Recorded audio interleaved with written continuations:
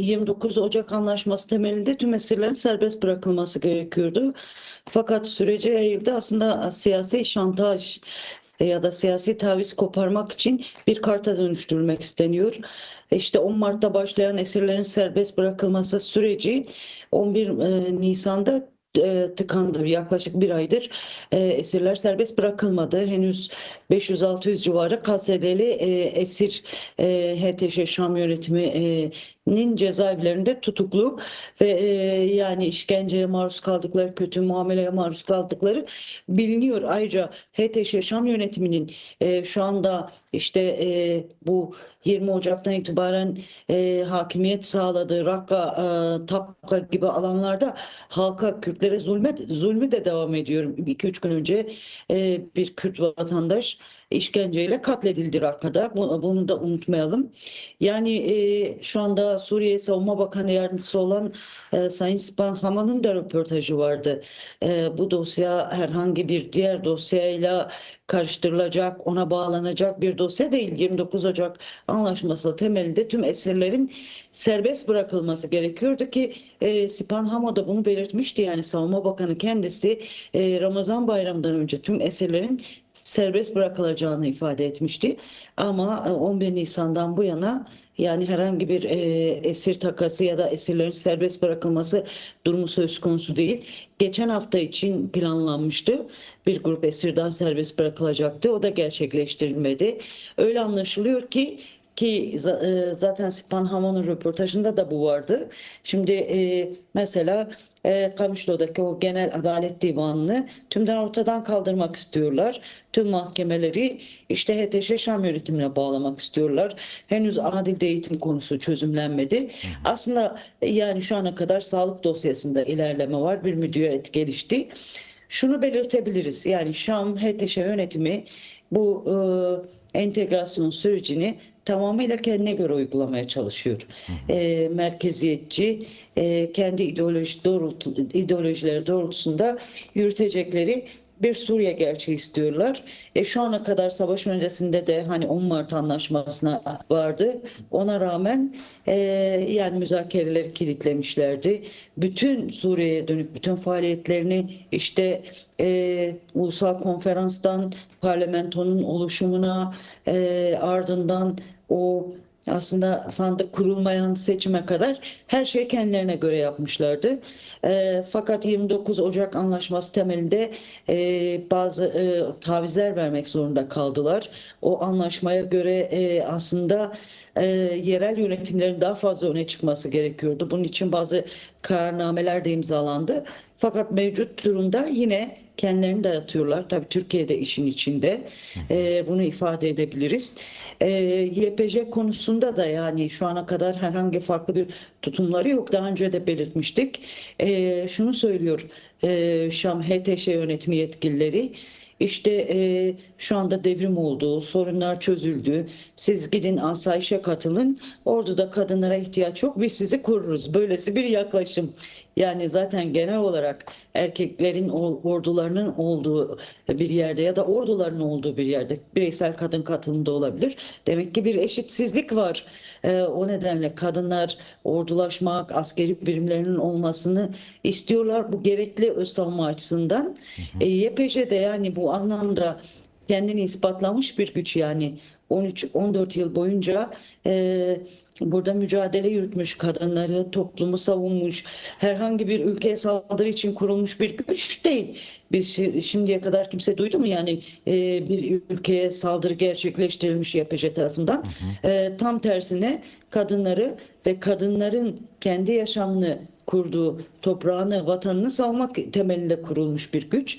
YPJ'de, KSD gibi Suriye ordusuna entegre olmak istiyor. Yeni modern Suriye ordusunun oluşturulmasının temelinde yer almak istiyor. Evet. Bu hem kadınların savunması için gerekli, hem ülkenin savunması, hem de gerçekten demokratik, güvenlik esaslı bir ordunun kurulması, demokratik, barış için de huzur dolu yeni bir Suriye gerçeği için gerekli.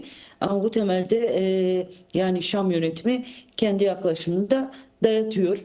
26 Nisan'da hamle başladı biliniyor. Biraz önce KJK'nin açıklamasını da verdiniz. Aslında Kuzey ve Doğu Suriye'deki kadın örgütleri ve hareketlerinin ortak eylem platformu başladı.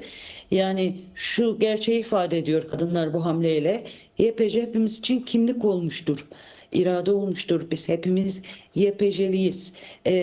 Mevcut taleplerini Birleşmiş Milletler'in yasalarına dayandırıyorlar. Mevcut Cenevre Sözleşmesi'ne dayandırıyorlar.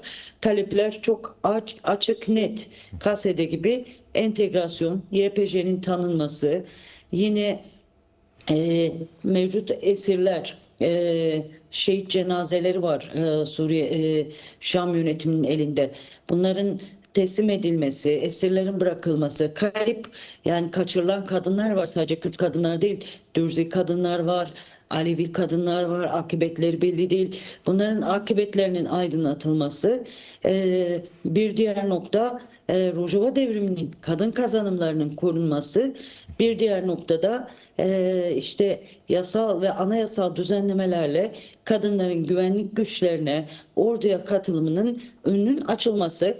Şimdi burada şunu da ifade edelim, kampanya temelinde hani isim değil mesela, isim KASED'de de yarın öbür gün eğer entegrasyon süreci sağlıklı tamamlanırsa belki isim değişir, yani kendini fesheder. Çünkü artık bir entegrasyon süreci başlamış durumda. 4 TUGAY entegre oldu. Tabii sayısı çok daha fazlaydı. Diğerleri nasıl entegre olacak, onun konuşulması gerekiyor.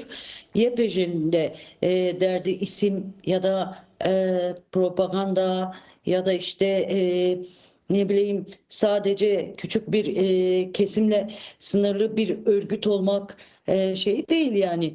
Gerçekten kadınların savunmaya ihtiyacı var. Yani kadın birliklerinin kabul edilmesi gerekiyor.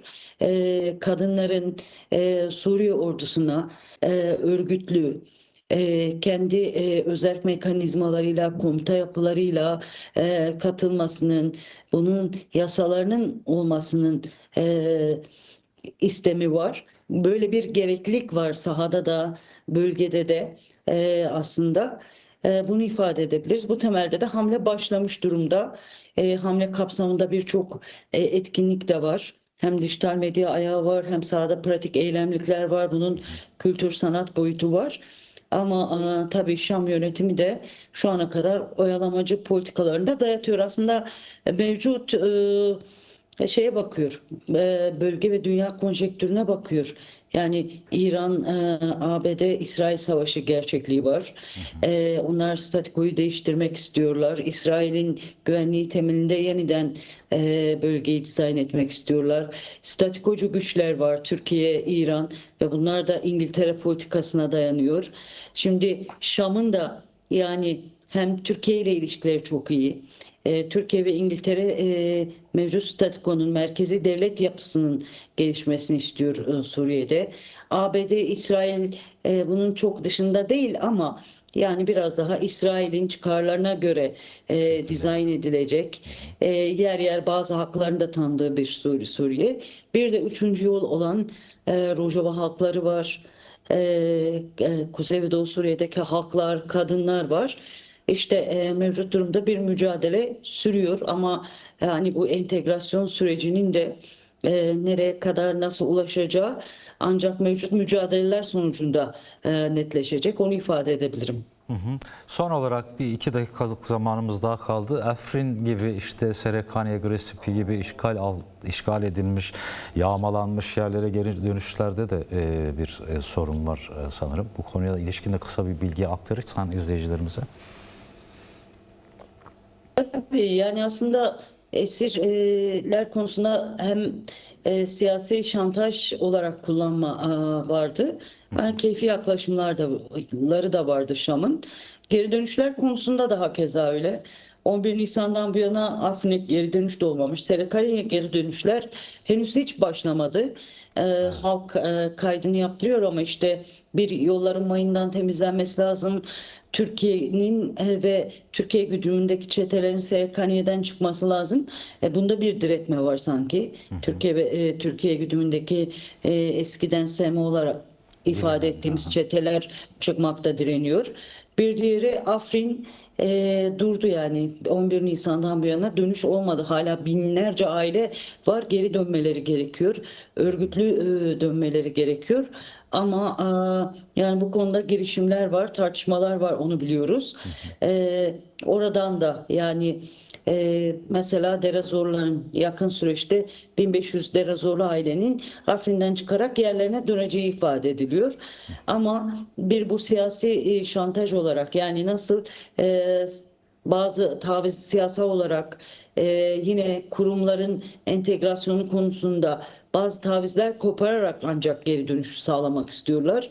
Bu kabul edilecek bir yaklaşımda değil, ahlaki bir yaklaşımda değil, anlaşmaya göre de değil. Bir diğer nokta da benim anladığım Span Hamon'un röportajında da vardı. Hani Afrin'de de bir TUGAY kurulmasını önerdik. Savunma Bakanı memnuniyetle karşıladı ama bazı taraflar bunu engellediler. Farklı yönlere çektiler diye bir şey vardı. Orada da sanırım daha çok Türkiye'ye bağlı SMO grupları ya da ikisinin birbiriyle danışıklı politikaları işte HTŞ ben kabul ediyorum ama siz ayak sürüyün ki aralarında böyle bir şey de olabiliyor. Böylesi sorunlar var. Yani her anlamda farklı iki güç, ben bunu ifade edeyim. Zaten biz bu entegrasyon sürecinin de kolay olmayacağını biliyorduk. Yani yaşama bakış, ele alış, kadını, toplumu, her şeye ele alış çok farklı. Yani her ne kadar bugün Suriye geçici hükümeti desek de muhataplar bu entegrasyon sürecinde DAEŞ'tirler, yani bizler bunu biliyoruz. Evet. Ama onlar da kendini değiştirmek, dönüştürmek zorundadır. Fakat ellerinden geldiğince daha fazla yani toplum üzerindeki hegemonyalarını pekiştirerek bu süreci tamamlamaya çalışıyorlar.